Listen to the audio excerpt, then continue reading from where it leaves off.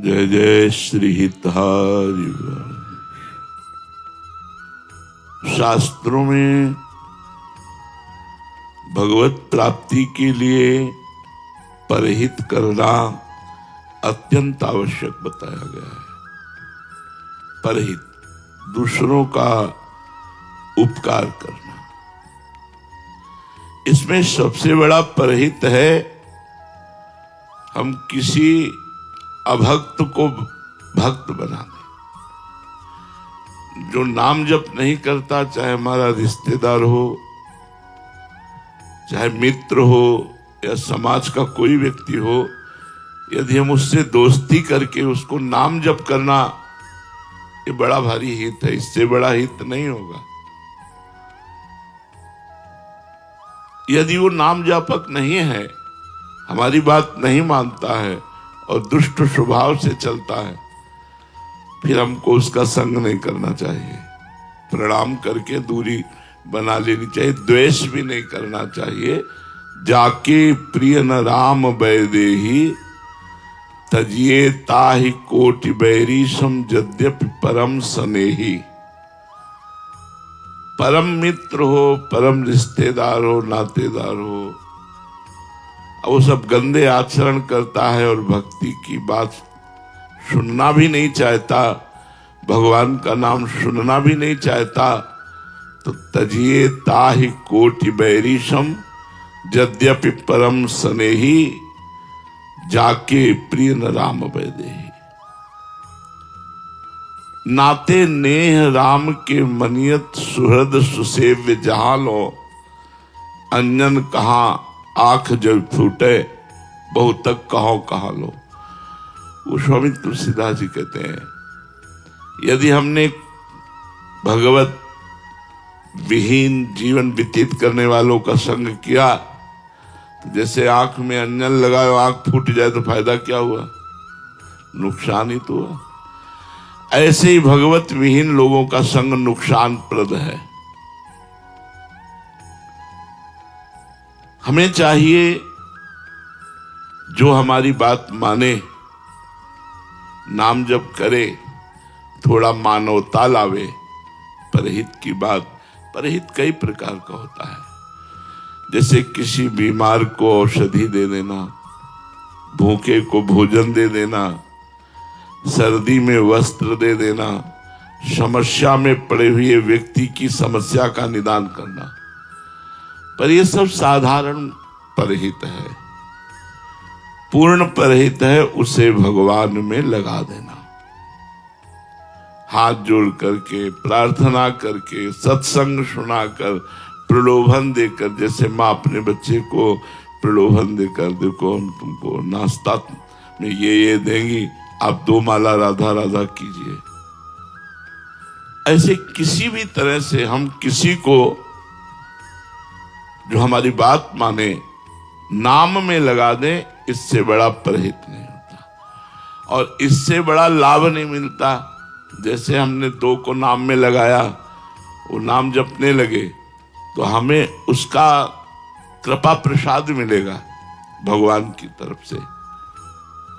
बीमा कंपनी में नहीं होता, बीमा के जितने करो उधर तुम्हें यही समझो कि इधर जिधर जितने को तुमने भगवान नाम में लगाया, उधर से आपके ऊपर विशेष कृपा, विशेष करुणा। अब यह है कि नाम रूपी परहित करने के लिए थोड़ी हिम्मत होनी चाहिए। वो तुम्हें गाली भी दे सकता है, बहुत उद्दंड हो तो मार भी सकता है। जैसे महाप्रभु चैतन्य देव के परिकर में नित्यानंद जी और हरिदास ठाकुर नाम दान करने के लिए, नाम प्रचार करने के लिए निकले, तो आगे देखा एक गली में लोगों ने रोका, जाना मत। क्यों?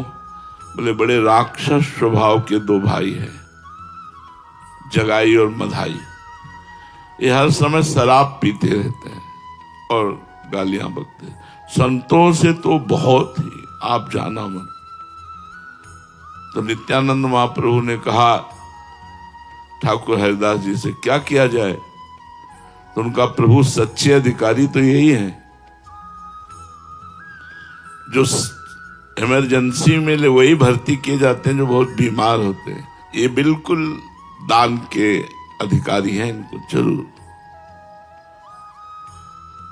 क्योंकि बहुत सीरियस है ये मरीज, बहुत सीरियस है, बड़े पापी है। नित्यानंद महाप्रभु ने कहा बेकार को उलझोगे, मानो बद्र के छत्ता में ईंट मारना है इनसे बात करना। बोले प्रभु चलते हैं।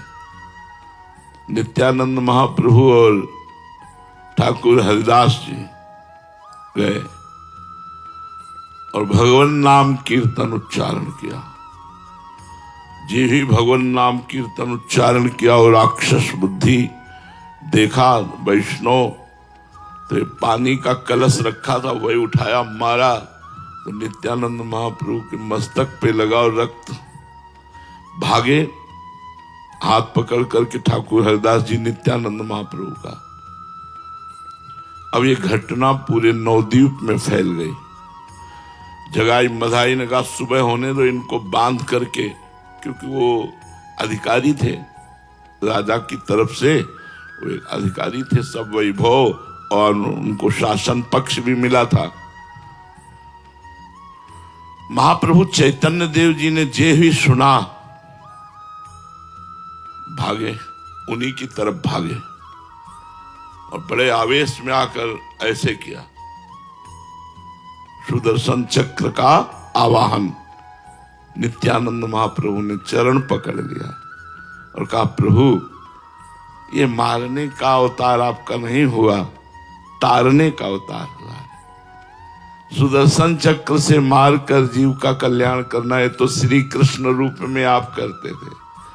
आप महाप्रभु चैतन्य देव के रूप में उसकी दुष्टता को मार करके उसे साधुता प्रदान करें। नित्यानंद महाप्रभु ने कहा प्रभु आप कृपा कीजिए। तो बोले जब तुमने क्षमा कर दिया तो हम भी क्षमा करते हैं, बुलाओ दोनों भाइयों। जे ही महाप्रभु का भागवतिक तेज दोनों चरणों में गिर गए। अंततो गत्वा दोनों महाभागवत बन गए।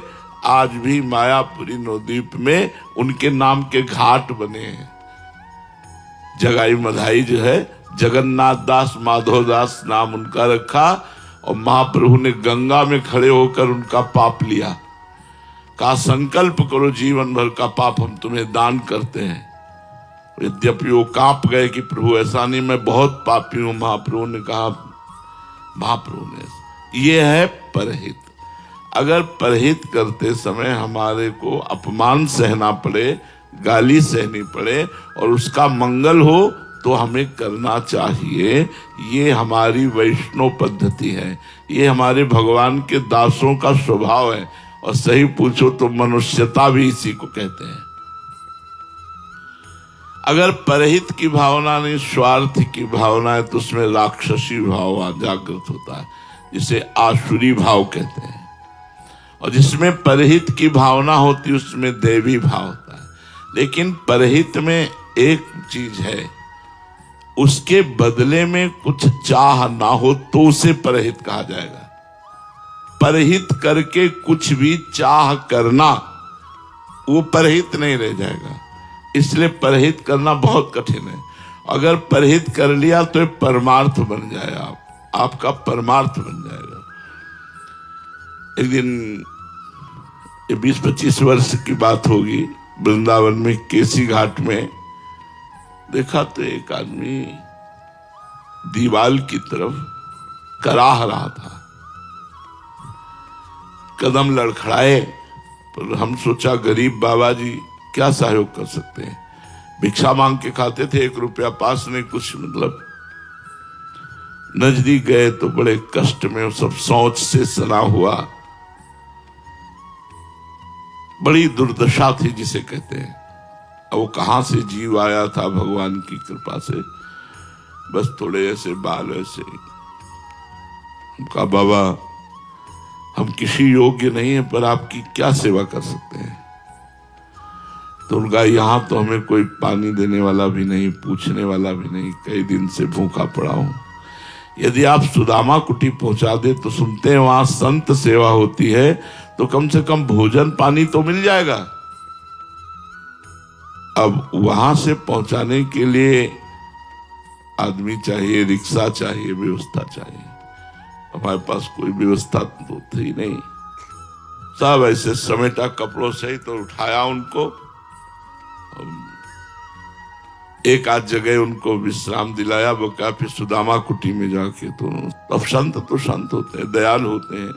बारंडे में एक जगह उनका आसन लगा दिया, प्रणाम किया और गोपेश्वर के दर्शन करने जाते थे। दूसरे दिन गए तो कीड़ा उनके शरीर में। गोपेश्वर जी के दर्शन करने गए, हमका महाराज आज तक जो हम आपकी सेवा कर रहे हैं, जल चढ़ा रहे हैं, उसका फल प्राप्त हो, जीव शरीर से मुक्त हो, कीड़ा पड़ रहे थे, कोई पूछ नहीं। तीसरे दिन गए तो वहां जगह खाली थी, कहो महात्मा जी, बोले वो तो पधार गए थे कल उनका अंतिम संस्कार हो गया। नाच पड़ा मन, इतना आनंद हुआ अंदर, उस आनंद को हम कैसे बताएं। परहित से भगवदानंद की प्राप्ति होती है, पर परहित का मतलब बदले में कुछ ना चाहना। अब उनकी हम कृपा की बात करते, जब दूसरे दिन गए थे जब कीड़ा, तो हमारे मन में आया कि एक बार राधा बुलवाओ इनसे। तुम कहा बाबा एक बार राधा बोल दोगे? राधा राधा। हमसे ऐसे नजदीक बुलाया और अपना हाथ ऐसे।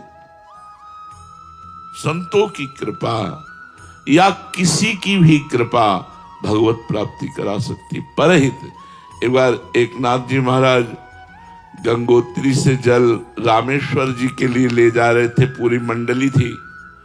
रामेश्वर पहुंचने वाले थे कि पास में ही एक गधा प्यासा पैर फड़फड़ा रहा था। जबान बाहर निकली थी, स्पष्ट दिखाई दे रहा था प्यासा है। एक दो भक्तों के मन में भी आया, पर उन्होंने सोचा गंगोत्री से जल रामेश्वर के लिए लाए, गधे को क्यों पिलाए। एक नाथ जी तुरंत गए और उसका सर अपनी गोद में रखा और पूरे घड़े का जल उसको पिला दिया। वो लोग रामेश्वर गए, रामेश्वर वहां गधे की जल पिलाते ही प्रकट हो गए। एक नाथ जी को साक्षात दर्शन भगवान रामेश्वर ने दिया। परहित पूज्य राधा बाबा अयोध्या गए तो सब कनक बिहारी के दर्शन के लिए जा रहे थे। उन्होंने रास्ते में देखा एक घोड़ा जो कौओं ने और पक्षियों ने खाया था, बीमार स्थिति में मरणासन में पड़ा था, मक्खियां भिनभिना रही थी। बाबा गए, ऊपर का चला उड़ा दिया और बैठ गए और मक्खियां हाँकने लगे। भाई जी इस बात में सावधान रहते थे क्योंकि बाबा भाव में रहते थे। बोले बाबा कहाँ है? बोले बाबा तो है नहीं। फिर पीछे लौटे, जब गए तो उनका चलो ना कनक बिहारी जी के दर्शन करने, मंदिर बंद हो जाएगा। तो उनका जब तक इसका शरीर नहीं छूटेगा तब तक हम कनक बिहारी के दर्शन नहीं। अब एक महापुरुष का संकल्प, थोड़ी देर में ही उसका शरीर पूरा हुआ और भगवत प्राप्त हो गया। हमारे को अगर कभी ऐसा अवसर मिले, भूखा प्यासा बीमार कोई कभी ऐसा जिसका कोई सहयोग ना कर रहा हो, अगर भगवान की कृपा से ऐसी सेवा करने का अवसर मिल जाए तो निश्चित भगवत प्राप्ति का योग बन जाएगा। भगवत प्राप्ति का, जो तुम्हारे साथ बुरा करे, यदि उसके साथ परोपकार करो, भलाई करो तो और डबल लाभ मिलता है। एक आपसे विरोध कर रहा है, आप उसका भला सोच रहे हो, भला बिना भगवान की कृपा के ऐसा कैसे सोचा जा सकता है। लेकिन जो हमारा बुरा करे उसका हम भला करें, ये और बढ़ करके परहित है और श्रेष्ठ परोपकार है। यही सुंदर देवत्व है, मानवता में देवत्व है। पर ये होना कठिन है, जो हमारा अपमान करे, हमारी निंदा करे और हम उसके, पर अगर हम परोपकारी हैं तो डरेंगे नहीं। एक बार हमें एक डॉक्टर मिले पागल खाना के, तो हमने पूछा पागल तो पागल ही होते हैं, वो आपके ऊपर भी प्रहार करने की कभी चेष्टा की? बोले 1-2 बार खोपड़ी फूटी। तुमको आपको गुस्सा नहीं आया? बोले बिल्कुल नहीं। कहा क्यों? बोले हमें पता है वो पागल है, हमारा कर्तव्य है उसको ठीक करना। बोले बिल्कुल गुस्सा नहीं आई। एक अपना कर्तव्य समझने वाला डॉक्टर अपने ऊपर प्रहार करने वाले पर गुस्सा नहीं करता, तो हम अपना परमार्थ का कर्तव्य समझने वाले साधक होकर हमको गुस्सा नहीं करनी चाहिए। दान परोपकार के अंतर्गत ही आता है। दान 2 प्रकार का होता है। अपना पैसा समझ करके दान करने से आपको हजारों गुना बढ़कर मिलेगा, लेकिन त्वदीयम वस्तु गोविंदम तुभ्यमेव समर्पये, भगवान का दिया हुआ धन ये मैं भगवान को ही दे रहा हूं, ऐसा करने से आपको भगवत प्राप्ति का योग होगा। भगवान का दिया हुआ भोजन ये सामने भूखे के रूप में भगवान ही है, ऐसा भोजन पवाना आपकी भक्ति बन जाएगी। बीमार रूप से भगवान ही है, धन मुझे भगवान ने दिया, ये भगवान का दिया हुआ धन है, मैं लगा रहा हूं। मेरा हमारे एक दृष्टि में आए थे ऐसे महापुरुष, कानपुर के मैदा फैक्ट्री के मालिक थे। वो जब आते थे तो सैकड़ों कदम दूर सब गाड़ियां खड़ी हो जाती थी, जूते उतारकर नंगे पैर साधारण धोती कुर्ता में ऐसे आते थे। उन्होंने कानपुर में यज्ञ की, करोड़ों रुपया ऐसे खूब बड़ी यज्ञ, कानपुर तो बड़ा शहर है। और आप सेवा क्या करते थे?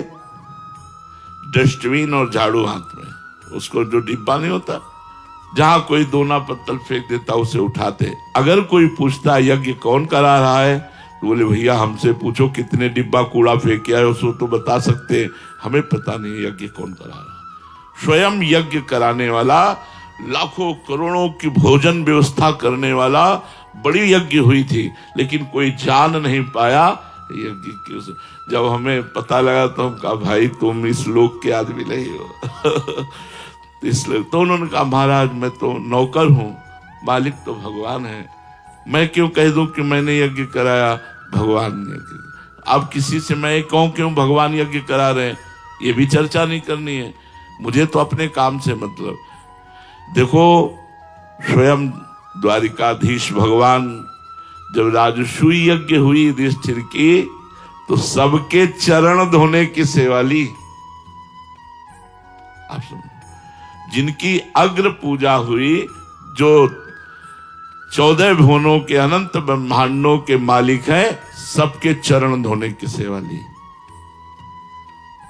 हमें कोई नमस्कार करे, प्रणाम करे, यश कीर्ति ये चाह, लेकिन हम किसी को यश दें, सम्मान दें, किसी को ये दान वही सफल है जो भगवान की वस्तु मान करके भगवान को दी जाए। तो दियम वस्तु गोविंदम तुभ्यमेव समर्पये। अपनी वस्तु मान करके यदि आप दोगे तो वो कई गुना बढ़कर मिलेगी, पर उस भक्ति नहीं मानी जाएगी। और बहुत बड़ा दान करोगे तो स्वर्ग मिल सकता है, लेकिन भगवान की भक्ति नहीं, दुर्लभ है भक्ति। भक्ति को कैसे प्राप्त करें? अगर हम किसी को पानी भी पिलाएं तो पानी भगवान का और पीने वाला भगवान, ऐसे भाव से ऐसे करोगे तो तुम्हारा दान भगवान की प्राप्ति कराने वाला बन जाएगा। तीर्थ, ये सब भगवत प्राप्ति के मार्ग है। तीर्थ, तीर्थ 3 प्रकार के होते हैं, जंगम, मानस और स्थावर। जंगम तीर्थ मुद मंगलमय संत समाजू, जो जग जंगम तीर्थ राजू। ये संत महात्मा चलते फिरते तीर्थ हैं। जंगम तीर्थ, मुद मंगलमय संत समाजू, जो जग जंगम तीर्थ राजू। जैसे तीर्थराज प्रयाग में गोता लगाने पर पाप नाश होता है, ऐसे सत्संग में जाने पर संत को भगवत स्वरूप मानने पर, संत के दर्शन करने पर, संत के संभाषण से आप वैसे ही पवित्र होंगे जैसे गंगा, यमुना, सरस्वती त्रिवेणी में स्नान करने से। मुद मंगल में संत समाजू, जो जग जंगम तीर्थ राजू। चलते फिरते ये तीर्थ राज हैं संत जन। अगर संत समागम हुआ तो आप पवित्र हो गए जैसे गंगा स्नान से, जैसे त्रिवेणी स्नान से। मानस तीर्थ सत्य, जो अंदर चल रहा है वही बाहर बोले तो पवित्र हो जाओगे। अंदर चल रहा है कुछ, बाहर बोल रहे हो कुछ, उसे कपट कहते हैं, उसे झूठ मिथ्या कहते हैं, वो तुम्हें अपवित्र करेगा। क्षमा, कोई तुम्हें गाली दे, अपमान करे, तुम क्षमा कर दो तो तुम पवित्र हो जाओगे। इंद्रिय निग्रह, अच्छे अच्छे पदार्थ खाने की जो तुम्हें लालसा है वो दूसरे गरीबों को पवा दो तो तुम ऐसे पवित्र हो जाओगे जैसे गंगा स्नान से। मनोनिग्रह, मन को भोगों से हटाकर भगवान के नाम में लगाने से आप परम पवित्र हो जाएंगे। तपस्या, अंदर आए हुए काम, क्रोध, लोभ, मोह, मद, मत्सर, इनके वेगों को सह जाना तपस्या कहते हैं। यदि सह गए तो ये मानस तीर्थ है, इनसे आप पवित्र हो जाओगे। जंगम तीर्थ साधु महात्मा, मानस तीर्थ ये, और स्थावर तीर्थ ये जैसे काशी है, उज्जैन, महाकाल, ऋषिकेश, हरिद्वार, गंगा, यमुना, जितने ये सब स्थावर तीर्थ हैं। प्रयाग, पुष्कर, नैमिषारण्य, कुरुक्षेत्र, द्वारिका, उज्जैन, अयोध्या, मथुरा, हरिद्वार और द्वारिकापुरी, काशीपुरी, कांचीपुरी, बद्रिकाश्रम, श्रीशैल, सिंधु सागर, सेतुबंध, रामेश्वर, गंगा सागर, गंगा, यमुना, सरस्वती, गोदावरी, गोमती, नर्मदा, सरयू, कावेरी, मंदाकिनी, कृष्णा, ये सब स्थावर तीर्थ हैं। इन तीनों तीर्थों में स्नान करने वाला भगवत प्राप्ति के योग्य हो जाता है। जो स्थावर, मानस और जंगम तीनों तीर्थों का अवगाहन करता है वो परम पवित्र होकर भगवान के धाम के जाने के योग्य हो जाता है। भगवान के स्वरूप का साक्षात्कार किए हुए जहां महात्मा निवास करते हैं वो सबसे बड़ा तीर्थ होता है, क्योंकि तीर्थों को भी तीर्थत्व प्रदान करने की सामर्थ्य महात्माओं में होती। तीर्थी कुर्वन्ति तीर्थानि। अगर भगवत प्रेमी महात्मा किसी तीर्थ में पहुंच जाता है तो तीर्थ निष्पाप हो जाता है। तो जिस क्षेत्र में कहीं भगवत प्रेमी भजनानंदी महात्मा निवास करते हो वो सबसे बड़ा तीर्थ है, वहां जाना चाहिए, वहां की रज माथे पे लगानी चाहिए, दर्शन करना चाहिए। अगर कहीं उनके उपदेश सुनने को मिल जाए तो अपने जीवन में धारण करना चाहिए। तो 3 प्रकार के तीर्थों के अवगाहन से भगवत प्राप्ति निश्चित है। पर यदि इसे सकाम कर लिया जाए तो भगवत प्राप्ति नहीं। सकामता, गंगा स्नान करके कोई कामना करना, तीर्थ स्नान करके कोई कामना करना, संत संग करके कोई कामना करना, ये कामना भगवत प्राप्ति में बाधक है। तीर्थ सेवन यदि आप विशेष करें और कामना न करें तो आप में एक शक्ति जागृत होगी जिसे अध्यात्म शक्ति कहते हैं, और वो आपसे डट के भजन कराएगी और भजन से भगवत प्रेम और भगवत प्राप्ति मोक्ष आदि हो जाएगी। जैसे तीर्थ पतित पावन है, उससे बढ़कर पतित पावन भगवान का नाम है। अगर कोई तीर्थ न कर पाओ, कोई दान न कर पाओ, कोई परोपकार न कर पाओ और राधा राधा जपो तो सब कुछ हो जाएगा। कृष्ण कृष्ण जपो सब कुछ हो जाएगा। तो जो तीर्थ कर पावे, परोपकार कर पावे, दान कर पावे, तपस्या कर पावे, अच्छी बात है। जिससे कुछ नहीं होता, बस नाम जप करो, नाम जप करने से सब कुछ हो जाएगा। सब तीर्थों का फल, सब शास्त्रों का स्वाध्याय का फल, यज्ञ का, तपस्या का, दान का, परोपकार का, सब फल नाम में समाया हुआ है। इसलिए निरंतर नाम जपने का अभ्यास करो।